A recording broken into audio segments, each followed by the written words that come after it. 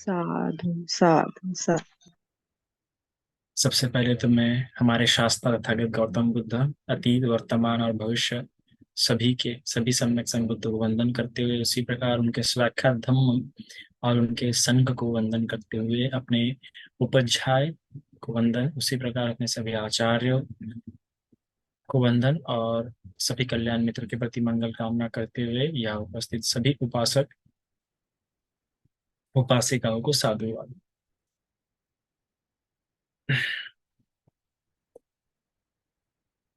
तो आज हम जो जानने वाले महत्वपूर्ण है, जो कई सारे उदाहरण जो भगवान के समय में से हम कई सारे लोगों के उदाहरण दे देते हैं कि यार भगवान के समय में ऐसे लोग थे कि धर्म बड़े आसानी से समझ जाते थे। ऐसे भी लोग थे जिनको एक एक बूढ़े से बूढ़ा इंसान भी एक गाथा में क्या समझ जाता था। और उसमें से सबसे एक प्रसिद्ध गाथा तो सब पापस्य अकरणं कुशलस्य उपसंपदा सचीत पर्योदपनं एतं बुद्धान शासनम्। बहुत प्रसिद्ध गाथा है, विशेष रूप से भारतवर्ष में। और यह गाथा हर कोई विशेष रूप से हर वंदना में बोली जाती है, और बाबा साहब को भी ये गाथा बड़ी प्रिय थी। तो ये गाथा बोली जाती है और बड़ा सरल अर्थ लगता है इस गाथा का। सबको पसंद भी है ये गाथा। और हमें पता भी है गाथा कि भगवान ने यह गाथा एक बूढ़ी महिला को समझाया था। और वो जो घटना है वो घटना ही बड़ी प्यारी है कि बूढ़ी महिला आती है भगवान को, कहती है कि देखो, मुझे धर्म की बड़ी बड़ी बातें नहीं समझ सकती, और बड़ी बड़ी बातें मुझे धर्म की मैं समझ भी नहीं सकती, मैं बूढ़ी हो चुकी हूँ। धर्म की बड़ी बड़ी बातों से, तत्व ज्ञान तत्व मीमांसा से मुझे क्या मतलब, मैं अभी उम्र बीत चुकी है, अब बुढ़ापा आ गया है, कभी भी मृत्यु हो सकती है। ऐसा कुछ संक्षिप्त में सरल शब्दों में बता दो कि जीवन में मैं धारण कर सकूं। और ऐसे भगवान ने वो गाथा बता दी उस बूढ़ी महिला को, और हम देखते कि वो मुक्त भी हो गए उस गाथा से। तो हमें लगता है कि अरे, ये गाथा सुन के लगता है कि अरे हाँ, धर्म कितना सरल है। और ताज्जुब की बात है कि इस छोटी सी गाथा से वो क्या हो गई, मुक्त भी हो गई। तो कितना आसान है ना, तो ये गाथा है। और विशेष रूप धम्मपद, धम्मपद जितने भी गाथा है, जिस पूरा का पूरा धम्मपद हमें सबसे सरल लगता है, सबसे सरल। और उसी में पूरे धम्मपद में से दो दो पंक्तियों की ये पूरी गाथा, ऐसे कम कुल मिला 400 से ऊपर गाथा धम्मपद में है। और वो गाथाओं से लोग क्या हुए, मुक्त हुए, सोतापति सकुदागामी अनागामी अनंत ऐसे अवस्था को वो सभी प्राप्त हुए। और कितनी सुंदर सुंदर गाथा है। ज्यादा कुछ तत्व मीमांसा उसमें है नहीं, बड़ी बड़ी जिंदगी की बातें नहीं कही गई, सरल सरल सी बातें की गई है। पाप पुण्य की बातें की गई है, कुशल अकुशल की बातें की गई है, सेवनीय असेवनीय की बातें की गई है, बहुत सरल सी बातें की गई है। और इतनी सरल सरल बातें सुन के लोग अनंत हो गए, सकुटतागामी हो गए, सोतापति हो गए। तो फिर धर्म बड़ा सरल है, और सरल शब्दों में समझना चाहिए धर्म को। पर यह समझने में गलती हो गई है हमारी, यहाँ पे इन बातों को समझने में गलती हो गई, धम्मपद को समझने में गलती हो गई। हमें लगता है धम्मपद सरल है, पर देखा जाएगा धम्मपद ही सबसे कठिन है। धम्मपद सरल बुद्धिवान वान लोग के लिए है ही नहीं। धम्मपद बुद्धि धम्मपद बुद्धिमान लोगों के लिए है, वो सरल लोगों के लिए नहीं है। है ना, जो लोग काफी बुद्धिमान होंगे, जो लोग काफी प्रज्ञावान होंगे, उनके लिए धम्मपद की गाथाएं हैं। है ना, क्योंकि अगर हम, जो आप अनुभव कर सकते हैं, जो धर्म की दो पंक्तियों में पूरे धर्म को समझ जा रहा है, जिसकी धर्म की दो पंक्तियों में जो कम से कम सोतापति अवस्था को प्राप्त हो जा रहा है, सोतापति फल को प्राप्त कर ले रहा है, उसकी प्रज्ञा कितनी तीक्ष्ण होगी। वो दो पंक्तियों में शील समाधि प्रज्ञा को कितने गहरे रूप से समझ रहा होगा। वो अनित्य दुख अनात्म लक्षणों कितने अच्छी प्रकार से उसी समय क्षण उसी क्षण अनुभव कर रहा होगा। आप ये समझ सकते हैं। आप सोचिए, कम से कम सोतापति होने के लिए तीन बंधन नष्ट करने पड़ते हैं। विचिकित्सा, शील व्रत परामर्श और सत्काय दृष्टि, ये तीन बातें नष्ट होती है तब जाके कम से कम इंसान सोतापति होता है। और अगर विपश्यना के ज्ञान के अनुसार बात करो तो कम से कम 13 से 14 ज्ञानों से प्राप्त हो जाता है, अगर कम से कम सोतापति हुआ है तो।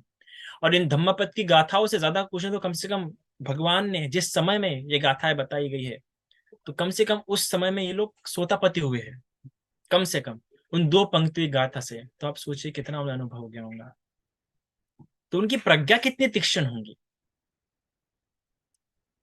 धम्मपद आपको पढ़ने ही बड़ा सरल लगता होगा, सरल लगता होगा, पर उन सरल गाथाओं से इतने डेप्थ में उतर जाना, इतने गंभीर एकदम समुद्र के एकदम तल तक पहुंच जाना, कितना कठिन काम है।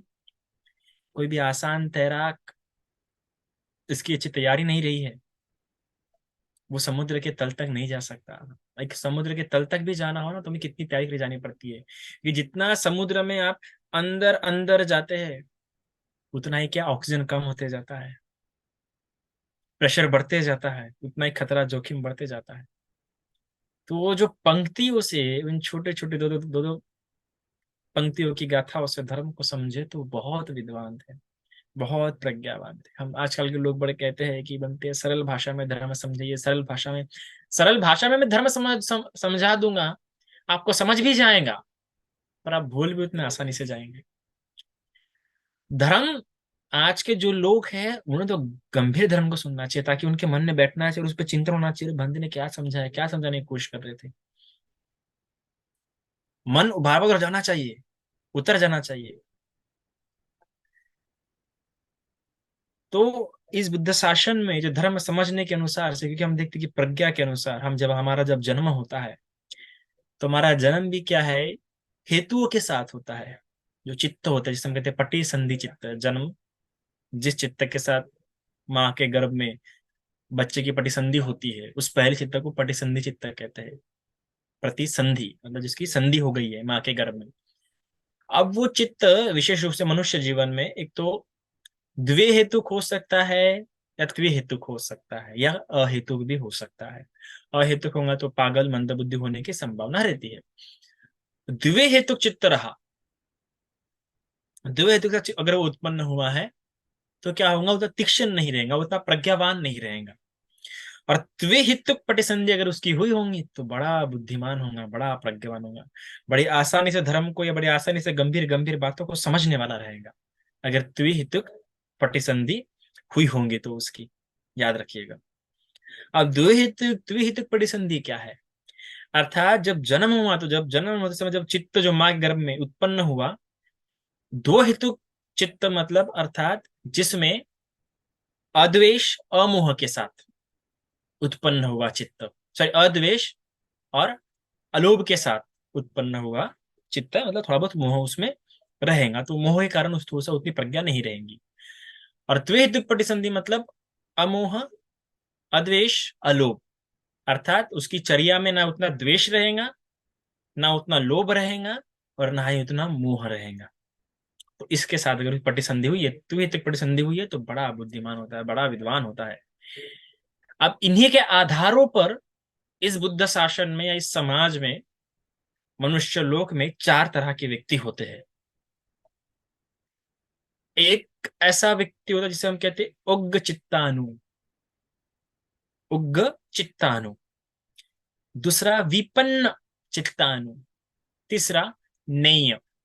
और चौथा पद परमा।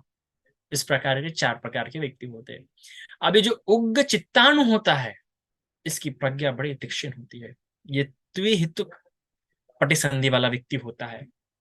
यह व्यक्ति क्या होता है, इस व्यक्ति को अगर एक छोटी सी गाथा ही बता दी ना, और एक बार ही बता दी, और भले ही बताने वाला उतना बुद्धिमान नहीं होगा, बताने वाला उतना प्रज्ञावान नहीं होगा, उतना गंभीर तरीके से समझा नहीं होगा, पर फिर भी उसने एक गाथा बता दी ना, जो सुनने वाला है जो है, क्योंकि उग्र चित्तानु है, त्रिहितुक पटिसंधि होने के कारण वो बड़े आसानी से उस सरल बात को भी, इसने भले ही बताने बड़ी सरल गाथा बताई होंगी, उतना गंभीर धर्म नहीं, उतना गंभीर अर्थ, उतनी गंभीर गाथा नहीं बताई होंगी, पर बड़ी सरल गाथा बताई होंगी, आसान गाथा, और उतने अच्छे से भी नहीं, सिंपल सी दो पंक्ति में गाथा बता दी होंगी। पर सामने वाला के जो उग्र चित्तानु होने के कारण इतना गंभीरली समझ जाएगा वो, कि वहीं पे उसके कम से कम ज्यादा कुछ नहीं तो सोतापति हो सकता है। इस प्रकार का होता है उग्र चित्तानु। और हम जानते हैं इसका ज्वलंत उदाहरण कौन है, सारिपुत्र। और कौन, अश्वजीत। अश्वजीत धर्म में सबसे नया था, सबसे नया उस समय में, बुद्ध शासन भी नया नया ही था, और धर्म में भी नया नया था बेचारा। और ये उन पंचवर्गीय भिक्षुओं में वो भिक्षु था जिसको धर्म सबसे आखिरी में समझा था, जिसे धर्म की सबसे आखिरी में डुबकी लगाई थी, उन पांचों भिक्षुओं में। उन पांचों भिक्षुओं में सबसे आखिरी में सोतापति को हुआ था, तो ये अश्वजीत हुआ था। उस व्यक्ति से कौन सुन रहा है धर्म? धर्म सेनापति, जो आगे जाके धर्म सेनापति बनने वाला है, उस व्यक्ति से। देखिए, ये घटना को जरा समझिए, ये घटना की गंभीरता समझिए। एक ऐसा व्यक्ति जो पांचों में सबसे आखिरी में धर्म समझा, सबसे आखिरी में सोतापति फल को प्राप्त हुआ, उससे व्यक्ति, एक ऐसा व्यक्ति धर्म सुन रहा है जो आगे जाके धर्म सेनापति महाप्रज्ञावान होने वाला है।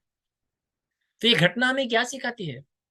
ये घटना हमें ये सिखाती है कि धर्म बताने वाला कितना भी छोटा क्यों ना हो, भले वो इतना गंभीर रूप से धर्म ना समझा हो, अगर आपका सामर्थ्य अच्छा है, आप परिपक्व है, आपकी प्रज्ञा अच्छी है, तो आपकी उन्नति होंगी होंगी। आपकी उन्नति के लिए दूसरा व्यक्ति नहीं रुक सकता। हम अक्सर भिक्खु संघ को दोष देते हैं या किसी दूसरे इंसान को दोष देते हैं, इसको उसको दोष देंगे। अरे आपकी उन्नति, आप किस प्रकार धर्म समझ रहे हैं, उस पर निर्भर करता है। आपकी श्रद्धा कैसे परिपक्व होती है, उस पर निर्भर करता है। अश्वजीत और सारीपुत्र, सारीपुत्र, अश्वजीत तो धर्म में पहले आए ना, सीनियर है, चूंकि सारीपुत्र के तो सीनियर है, धर्म में पहले आए, पर फिर भी धर्म सेनापति सारीपुत्र हुए। तो ये देखिए, ये धर्म की अद्भुतता है, सुंदरता है। तो वो सारीपुत्र दो पंक्तियों में स्वतापति हो जाता है। फिर सारीपुत्र से कौन सुनता है? मोगलयन, मोगलयन भी दो पंक्तियों में स्वतापति हो जाता है। क्यों? क्योंकि लोग बुद्धिमान थे, प्रज्ञावान थे, दीप उग्र चित्तानु थे, कि दो पंक्ति में गाथा समझ ली, दो पंक्ति में गाथा सुन ली, उनसे ज्यादा अभ्यास नहीं करना पड़ता है। दो पंक्तियों में क्या हो जाते हैं, ये मुक्त हो जाते हैं। तो कई लोगों को प्रश्न उत्पन्न होता है कि अरे भगवान के समय में ऐसे थे कि दो दो पंक्तियों में लोग मुक्त हो जाते थे, तो वो उग्र चित्तानु थे। तो हेतु एक परिसंधि थी, पर फिर भी जो चित्त था उग्र था। उस प्रकार का उग्र होने के कारण, धर्म में उतना बल होने के कारण, धर्म में उनकी श्रद्धा होने, परिपक्व होने के कारण तुरंत दो दो गाथाओं में मुक्त हो जाते थे। फिर एक होता है विपन्न चित्तानु। विपन्न चित्तानु वो व्यक्ति होता है जो दो पंक्तियों में, जिसको दो पंक्तियों में नहीं समझ सकता, धर्म को समझ लेगा, श्रद्धा उत्पन्न हो सकती पर मुक्त नहीं हो सकता, जिसको धर्म थोड़ा बहुत समझा के बताना पड़ता है, थोड़ा बहुत एक्सप्लेन करके देना पड़ता है। जैसे कि अनाथ पिंडेकर, जैसे कि विशाखा, जैसे कि यश। यश को, यश शब्द से हम देखते हैं कि यश उन पंचवर्गीयों के, पंचवर्गीय भिक्षु में छठवा, जो पांचवर्गीय भिक्षु के बाद जो छठवा भिक्षु हुआ है, यश, वो कुमार, सबसे युवा, जिसको देख के उसके 54 मित्र आए, वो यश, उस यश को भगवान ने धर्म समझाया था। वो व्याकुल होते होते भगवान के पास आ गया, भगवान ने बोला बैठ, क्या ढूंढ रहा, क्या इतनी व्याकुलता, बैठ। उसे भगवान ने धर्म समझाया। तो वो ऐसा नहीं था कि दो पंक्ति में गाथा समझ जाए, उसको भगवान ने विस्तार से बताया। जैसे कि ये गाथा सब्ब पाप सकनं कुशल संपदा सजित पर्योतपनं एतं बुद्धान शासनं। इसे भगवान ने बताया कि पाप कर्मों से दूर रहो, कुशल कर्म करते रहो, चित्त की पवित्रता बना के रखो, यही बुद्ध की शिक्षा है। ये दो गाथा भगवान ने बताई थी एक बुढ़िया को। वो बुढ़ी क्या हो गई थी? मुक्त हो गई थी। सोचिए कितनी प्रज्ञान होंगी। भगवान ने इस गाथा में ये नहीं बताया कि सब पाप से करना हो, कि सारे पापों से दूर रहो, ये बात बुद्ध ने बताई। पर बुद्ध ने इस बात में ये स्पष्ट नहीं किया कि पाप क्या है। उस अम्मा को पता था कि पाप क्या है, कितनी प्रज्ञान होगी। बुद्ध ने बताया कुशल से उपसंपदा, कुशल कर्म करो, पर बुद्ध ने यह नहीं बताया कुशल कर्म क्या है। उस अम्मा को पता था। बुद्ध ने ये कहा कि सचित्त परियोदापन, चित्त को शुद्ध रखो, चित्त चित्त शुद्धता प्राप्त करो। पर कैसे प्राप्त की जाती? चित्त की शुद्धता क्या होती है, बुद्ध ने इस गाथा में ये नहीं बताया, पर फिर भी वो बुढ़िया समझ गई। पर तो वो बुढ़िया उग्र चित्तानु थी। पर जो उग्र चित्तानु नहीं है, जो विपन्न चित्तानु है, अर्थात इसको समझा के बताना पड़ता है, तो बुद्ध उसको ये बताएंगे कि पाप कर्म क्या है। सब पाप से नाम, तो सब पाप, तो पाप के 10 प्रकार के पाप है। चोरी नहीं करना, हिंसा नहीं करना, चुगली नहीं करना, चाड़ी नहीं करना, ये सारे 10 पाप कुछ समझा के बताएंगे। फिर जब उससे बोलेंगे कुशल संपदा, तो ये 10 प्रकार के पुण्य क्रिया वस्तु है, अपचय व्यय वच दान शील भावना, ये बताएंगे। फिर सचित्त परियोदपन, चित्त शुद्धि बताएंगे। तो भाई ये 40 का मट्ठान है, 40 का मट्ठान में ये कर्मस्थान का अभ्यास करना पड़ता है, ये विपश्यना है। ये सब समझा के बताएंगे, तब जाके समझेगा। उसको नहीं समझेगा विपन चित्तानु को, विपन चित्तानु को समझेगा ही नहीं कि पाप क्या है, पुण्य क्या है, चित्त शुद्ध कैसे होता है यह नहीं समझेगा। तो ऐसा समझा के बताना पड़ता है, और ऐसा समझा के बताने पर क्या होता है, फिर वो मुक्त हो जाता है। तो जो मध्यम निकाय है,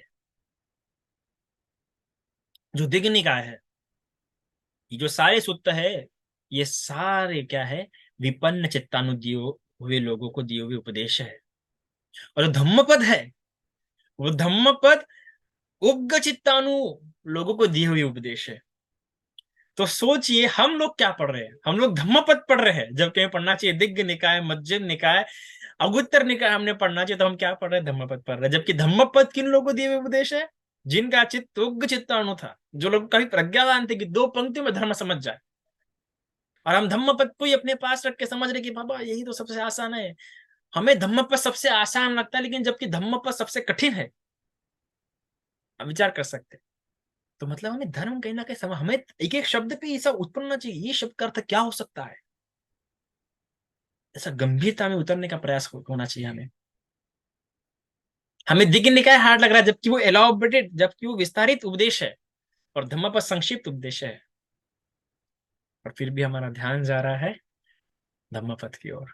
हम धम्मपद को सरल मान रहे हैं, जबकि धम्मपद सबसे क्या है, कठिन है। मतलब धर्म को उल्टा कर दिया हमने। धर्म को समझ ही उल्टे तरीके से रहे तो मुक्ति कैसे होगी, मुक्ति संभव ही कैसे होगी। जो हमें आसान लग रहा है वो तो सबसे कठिन है, इस बात को समझिए। तो विपन्न चित्तानु को दिए जो उपदेश दिग्ग निकाय, मध्यम निकाय वगैरह आ जाते, और उग्र चित्तानु दियो को धम्मपद। धम्मपद समझने में कठिन है, क्योंकि अगर आप धम्मपद पढ़ रहे हैं तो आपको समझना चाहिए कि जब भगवान बोलते नहीं वेरे न वेरानी समन्ति गुदाचनन अवेरी न समन्ति ऐसदम मुसनंतनो, तो ये गाथा है। तो क्या इस गाथा का हिंदी अर्थ क्या है, कि बैर से बैर समाप्त नहीं होता, अबैर से ही बैर समाप्त होता है, यही सनातन धर्म है। अब यहाँ पे सनातन का अर्थ पता है क्या हमें, धर्म का अर्थ पता है क्या, धर्म से भगवान का तात्पर्य क्या है। हम तो बुद्ध की शिक्षा समझ बैठेंगे, पर धर्म का अर्थ वहां पे क्या है। फिर बैर का अर्थ क्या है, बैर क्या होता है, हमें बैर पता ही नहीं क्या होता है, बिल्कुल नहीं पता हमें बैर क्या होता है। और अबैर से ही बैर समाप्त होगा, इस बात को समझना बड़ा कठिन है कि अबैर से बैर कैसे समाप्त होगा। अगर ये बात आप समझ गए तो कभी आप झगड़े नहीं होंगे, कभी आपको शत्रु नहीं होगा। आज भी अगर आपको किसी व्यक्ति की समस्या होती तो आपकी गाथा नहीं समझिए। एक एक शब्द का इन गाथाओं में बड़ा गंभीर रहता है। तो विपन्न चित्तानु अर्थात विपन्न चित्तानु, विपन्न चित्तानु से हमारा तात्पर्य है कि ऐसा व्यक्ति जिसको उपदेश समझा के देना पड़ता है, पर समझा के देने पर भी इतना प्रज्ञावान है कि मुक्त हो सकता है, कम से कम सोतापति हो सकता है, कम से कम। तो वो जो दिग्घ निकाय, मध्यम निकाय वगैरह जो सूत्र है वो वैसे है विपन्न चित्त। तो आपको हार्ड लग रहा है क्योंकि वो भी विपन्न चित्तानु के लिए है। फिर तीसरा होता है नैय व्यक्ति। नैय व्यक्ति मतलब वो होता है जो धर्म सुन लेता है, धर्म अच्छा भी लगा, और उसी धर्म पे बार बार उसे चिंतन मनन करना पड़ता है, उसके अनुकूल बार बार उसे अभ्यास करना पड़ता है, बार बार अपना मन उसे उधर लगाना पड़ता है, तब जाके वो क्या होता है, 7 साल या 20 साल या 30 साल ऐसा अभ्यास लगातार करते हुए वो क्या हो सकता है, सोतापति हो सकता है, या कुछ अच्छा प्राप्त कर सकता है इस बुद्ध शासन में। जैसा समय लगता है उसे, तो उस व्यक्ति को जो ऐसा अभ्यास करता है लगातार 10 20 साल 30 साल, वो होता है नहीं ये व्यक्ति। तो ऐसे भगवान के समय में भी कई सारे भिक्षु थे जिनको बहुत लंबे लंबे समय बाद क्या हुआ, सोतापति फल, सकुदागामी फल, अनागामी फल क्या हुआ, प्राप्त हुआ, बहुत लंबा लंबा समय समय के बाद। एक जो होता है वो होता है जो आखिरी और सबसे महत्वपूर्ण, पद प मरा। और ये जो व्यक्ति होता है, ये व्यक्ति कैसा होता है कि यह व्यक्ति इस जन्म में प्राप्त ही नहीं कर सकता, बिल्कुल भी नहीं कर सकता। और ये होता है द्विहेय टिप्पणी संचित, कितना भी प्रयास क्यों ना कर ले इस जन्म में स्वतापति हो ही नहीं पाएगा, बहुत प्रयास कर ले। हाँ, पर इस जन्म की जो मेहनत है उसको अगले जन्म में काम आएंगे। इस जन्म में उससे बहुत ध्यान साधना की है तो अगले जन्म में अगर उसका जन्म होता है तो थोड़े से ही ध्यान साधना से उसे पुब्बे निवासों ज्ञान प्राप्त हो सकता है, या दिव्य चक्षु प्राप्त हो सकता है, या कुछ ना कुछ ज्ञान। जैसे कि यहाँ पे हमारी हम मैं जहाँ पे रहता हूँ, यहाँ पे एक महिला है, वो किसी का भी देख सकती है पास्ट, किसी का भी पास्ट देख सकती है। तो उसने अपने पति का भी देखी पास्ट वगैरह वगैरह, हम मेरा भी देखी पास्ट, इतना अच्छा नहीं देखी पर ठीक है देखी। तो वो देख सकती है। वो तो कैसा, बस आंखें उसने बंद कर ली, हमको तो बस आंखें बंद करके बहुत देर तक देखना पड़ता है। पर वो कैसा है कि बस आंखें बंद कर ली, भरे क्राउड में भी बस 1 सेकंड के लिए 2 सेकंड के लिए आंखें बंद करके बता देंगे आपको आपको बता परफेक्टली नहीं बताएंगे पर बता देंगे अच्छा खासा कि ऐसा ऐसा है, गेस्ट टाइप में। तो बस 1-2 मिनट के लिए 1-2 सेकंड के लिए आंखें बंद करके बता देंगे ऐसा ऐसा है। जैसे कि उसने मेरा बताया था कि हाँ आपका भाई था जो मर गया वगैरह, तो सही निकला उसका। तो ऐसा 1-2 सेकंड में बता दी। क्यों? क्योंकि उसने अपने पूर्वजन्म में बहुत ध्यान की थी, तो इस जन्म में उस ध्यान की जरूरत ही नहीं पड़ी। थोड़ा सा ध्यान करने के लिए बैठ गई, तुरंत उसे ज्ञान प्राप्त हो गया, वो दिव्य चक्षु वाला, पूरा जन्म को देखने वाला टाइप का। तो ऐसा होता है पूर्व जन्म में। तो ऐसा नहीं, ऐसा मत सोचिए कि यार हमको तो इस जन्म में मिलेगा नहीं, हम तो पद्म पराग टाइप व्यक्ति है, हमको नहीं मिलेगा। नहीं, पर आपकी ध्यान साधना क्या हो जाएंगी, उस ध्यान साधना के बलबूते पे आप अगले जन्म में जल्दी जल्दी क्या हो जाएंगे, आपको प्राप्त हो जाएगा। लंबी ध्यान साधना नहीं करनी पड़ेगी। तो ये जो पद व परा जो व्यक्ति होते हैं, ये व्यक्ति बहुत, इनको मेहनत करनी पड़ती है और इस जन्म में ये प्राप्त नहीं कर सकते। तो निराश नहीं हो, आपकी ध्यान साधना का फल आपको मिलेगा ही मिलेगा। ऐसे कई सारे लोग हैं जो अपने इसमें ये प्राप्त कर लेते हैं, और ये होते हैं द्विहेतुक परिसंधि, जो इस जन्म में नहीं प्राप्त कर पाते हैं। तो हम देखते हैं कि जो पहला जो नहीं है व्यक्ति होता है, विपन्न चित्त व्यक्ति होता है, या फिर आप कहो उग्र चित्तानु व्यक्ति होता है, ये हेतुक जो परिसंधि चित्त जिनका होता है उनमें ये होता है। जैसे कि एक और हमें उदाहरण मिलता है, किसका? अपने अजात शत्रु का। अजात शत्रु जो व्यक्ति था, उसकी इतनी, वो हेतुक परिसंधि था। वो भगवान के पहले ही उपदेश में, जिसने भगवान का जो पहला उपदेश सुना ना, उस पहले ही उपदेश में वो कम से कम सोतापति हो सकता था। और जब मैं दिग्निकाय में, क्योंकि उसका वर्णन आता है दिग्निकाय में ही आता है, तो दिग्निकाय में जब पढ़ रहा था तो भगवान का जब उसने उपदेश सुना, फिर उपदेश सुनने के बाद चला गया। फिर उसे जानने के बाद बोलते हैं भगवान बुद्ध भिक्खु संघ को बोलते कि मूर्ख इंसान है, बोलते ये। मैं शॉक हो गया, मैं बोला भगवान ऐसा क्यों बोल रहे हैं कि ये मूर्ख इंसान है? वो भी उसके जानने के बाद बोल रहे हैं। वो निकल गया और फिर भगवान संघ को बोल रहे हैं कि ये मूर्ख इंसान है। इसे तो अच्छा शांत तरीके से बैठ के उपदेश सुना, फिर ऐसा क्यों बोल रहे भगवान? फिर बाद में भिक्षु संघ के साथ चर्चा में समझ में आया कि अरे ये इंसान इतना प्रज्ञावान था, इतना प्रज्ञावान था अजात शत्रु,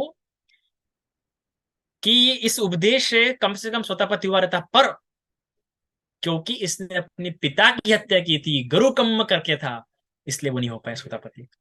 देखो प्रज्ञावान था, पर फिर ही पिता की हत्या किया। क्यों? अच्छे मित्रों की संगति नहीं मिली, कल्याण मित्र नहीं मिला। प्रज्ञावान था रे बाबा, प्रज्ञावान था। उसका पिता जिस वैशाली को नहीं जीत पाया, इस इसने जीत लिया। सोचिए, बहुत प्रज्ञावान था अजात शत्रु। ये अजात शत्रु के कार्यकाल में राज्य बहुत शक्तिशाली हो गया था। उसका पिता तो था ही, पर बेटा भी हुआ। तो देखो, एक छोटे से कर्म से उसका स्वतापति का ये हो गया, और इतना हो गया कि अभी और 2 असंख्य कल्पों तक वो इस भव चक्र में भटकता रहेगा। कौन? अजात शत्रु। 2 असंख्य कल्पों तक, एक कल्प नहीं, नॉर्मल कल्प नहीं, तो असंख्य। आपने सोच सकते कि असंख्य, 2 असंख्य कल्पों तक कम से कम वो अभी इस भव संसार में, इस दुख संसार में, चक्र में भटकता रहेगा। कितनी यूनियन लेगा पता नहीं कैसे कैसे। फिर उसके बाद वो पच्चेक बुद्ध होगा। सोचिए, अनाजात शत्रु भी उसके बाद 2 संख्य कल्प के बाद क्या होगा? पश्चिम बुद्ध। और इसका पुत्र अजीत, वो बुद्ध होगा। सोचिए, कितना सुंदर, कितना अद्भुत, क्या धर्म था। तो इस प्रकार से हम देखते हैं। तो ये अजात शत्रु, क्योंकि उसने अपने पूरे हेतु जला दिया। गुरु कर्म होता है, गुरु कर्म करने वाले जन्म में बिल्कुल प्राप्त नहीं होता है। तो उसने गुरु कर्म किया, इसलिए उसको नहीं हो पाना। वो भी बहुत प्रज्ञावान था। इसके अलावा अल्लाह कालम और उद्दक रामपुत्र, सिद्धार्थ गौतम के पहले 2 गुरु, उनकी भी प्रज्ञा बहुत तीक्ष्ण थी। क्योंकि जब भगवान बुद्ध को बुद्धता प्राप्त हुई, तो बुद्धता प्राप्त होने के बाद उनको यही ख्याल है कि मैं भी इसको किसको सबसे पहले उपदेश दूं। तो अल्लाह कलाम उद्दक राम बुद्ध तक आया, और उनकी मृत्यु हो गई थी। उनमें इतना सामर्थ्य था कि वो भगवान के धर्म को समझ सके।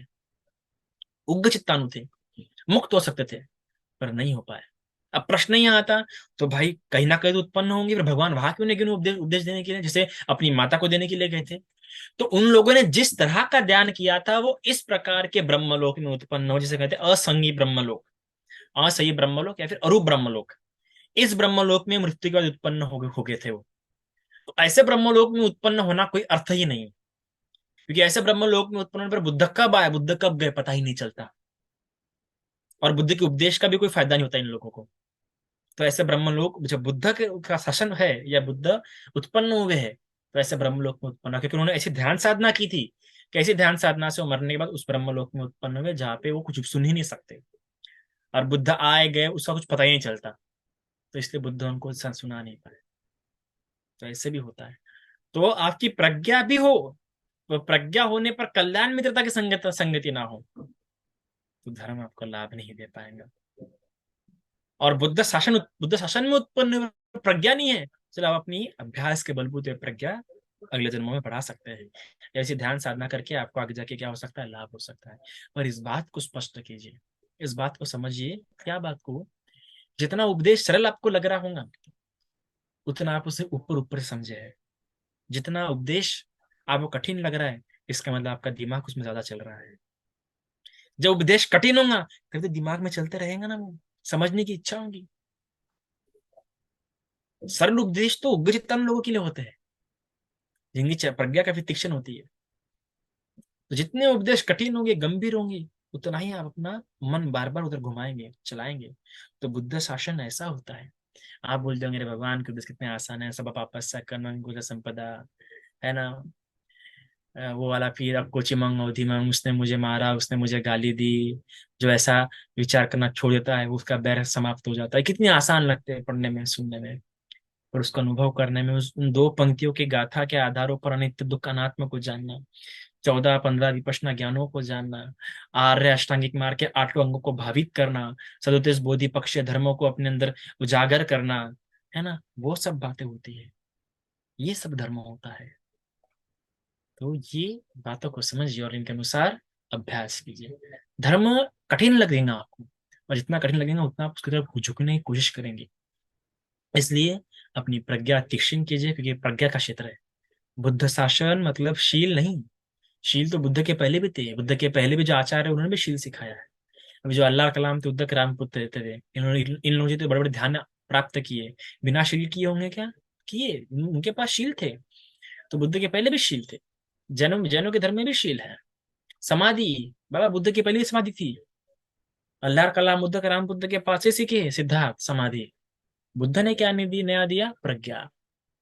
बुद्ध का धर्म ये प्रज्ञा का क्षेत्र होने के कारण पे प्रज्ञावान होना पड़ता है, अपनी प्रज्ञा को तीक्ष्ण करना पड़ता है। और एक शुरुआत का होता है श्रुतमय, चिंतनमय, भावनामय। तो पहले सुन के होगा, पहले आपको सुनना होगा। सुनने में क्या होगा कि जानना होगा कि धर्म क्या है। ये जो धम्म धम्म कह रहा हूं मैं, धम्म क्या है? सिर्फ आर्य अष्टांगिक मार्ग धर्म नहीं है, बहुत कुछ धर्म है। जो लोक को जान लिया वो धर्म को जान लिया। अगर आप पटिसंहिता मग पढ़ते तो आपको पता चलेगा श्रुतमय ज्ञान क्या होता है। इतना बड़ा है श्रुतमय ज्ञान, इतना बड़ा है श्रुतमय ज्ञान कि आप अनुभव नहीं कर सकते।